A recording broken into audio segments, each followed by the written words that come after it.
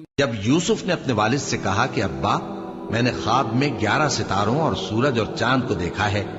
دیکھتا کیا ہوں کہ وہ مجھے سجدہ کر رہی ہیں، انہوں نے کہا کہ بیٹا اپنے خواب کا ذکر اپنے بھائیوں سے نہ کرنا، نہیں تو وہ تمہارے حق میں کوئی چال چلیں گے۔ کچھ شک نہیں کہ شیطان انسان کا کھلا دشمن ہے، اور اسی طرح اللہ تمہیں برگزیدہ و ممتاز کرے گا اور خواب کی باتوں کی تعبیر کا علم سکھائے گا،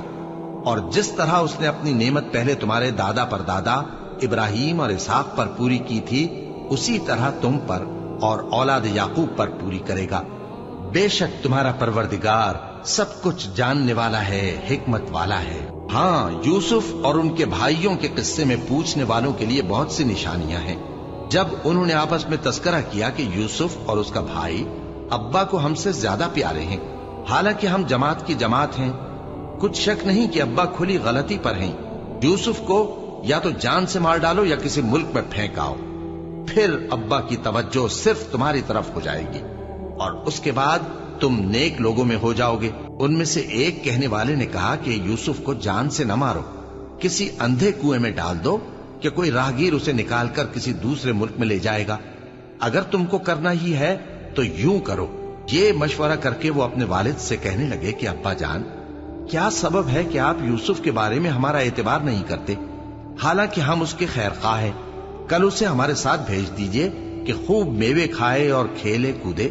ہم اس کے نگہبان ہیں۔ انہوں نے کہا کہ یہ امر مجھے غمناک کیے دیتا ہے کہ تم اسے لے جاؤ، یعنی وہ مجھ سے جدا ہو جائے، اور مجھے یہ بھی خوف ہے کہ تم کھیل میں اس سے غافل ہو جاؤ اور اسے بھیڑیا کھا جائے۔ وہ کہنے لگے کہ اگر ہماری موجودگی میں کہ ہم ایک طاقتور جماعت ہیں اسے بھیڑیا کھا گیا تو ہم بڑے نقصان میں پڑ گئے۔ غرض جب وہ اس کو لے گئے اور اس بات پر اتفاق کر لیا کہ اس کو اندھے کنویں میں ڈال دیں، اور ہم نے یوسف کی طرف وحی بھیجی کہ ایک وقت ایسا آئے گا کہ تم انہیں ان کے اس سلوک سے آگاہ کرو گے اور ان کو اس وحی کی کچھ خبر نہ ہوگی، اور یہ حرکت کر کے وہ رات کے وقت باپ کے پاس روتے ہوئے آئے، کہنے لگے کہ ابا جان، ہم تو دوڑنے اور ایک دوسرے سے آگے نکلنے میں مصروف ہو گئے اور یوسف کو اپنے اسباب کے پاس چھوڑ گئے تو اسے بھیڑیا کھا گیا، اور آپ ہماری بات کو گو ہم سچ ہی کہتے ہیں باور نہیں کریں گے، اور ان کے کرتے پر جھوٹ موٹ کا لہو بھی لگا لائے۔ یعقوب نے کہا کہ یوں نہیں ہے، بلکہ تم اپنے دل سے یہ بات بنا لائے ہو، اچھا صبر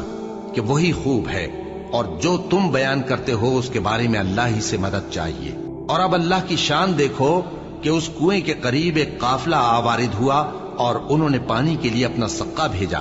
تو اس نے کنویں میں ڈول لٹکایا، یوسف اس سے لٹک گئے۔ وہ بولا زہے قسمت، یہ تو ایک لڑکا ہے، اور اس کو قیمتی سرمایہ سمجھ کر چھپا لیا۔ اور جو کچھ وہ کرتے تھے اللہ کو خوب معلوم تھا، اور انہوں نے اس کو تھوڑی سی قیمت یعنی معدود چند درہموں پر بیچ ڈالا، اور وہ اس سے بیزار ہو رہے تھے۔ اور مصر میں جس شخص نے اس کو خریدا، اس نے اپنی بیوی سے جس کا نام زلیخا تھا کہا کہ اس کو عزت و اکرام سے رکھو، عجب نہیں کہ یہ ہمیں فائدہ دے یا ہم اسے بیٹا بنا لیں۔ اس طرح ہم نے یوسف کو سرزمین مصر میں جگہ دی، اور غرض یہ تھی کہ ہم ان کو خواب کی باتوں کی تعبیر سکھائیں،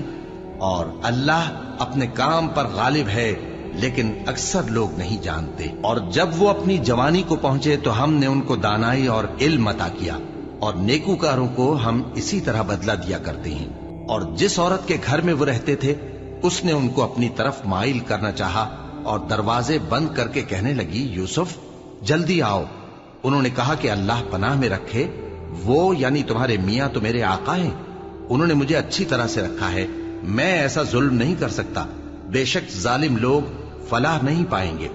اور اس عورت نے ان کا قصد کیا اور انہوں نے اس کا قصد کیا۔ اگر وہ اپنے پروردگار کی نشانی نہ دیکھتے تو جو ہوتا سو ہوتا۔ یوں اس لیے کیا گیا کہ ہم ان سے برائی اور بے حیائی کو روک دیں،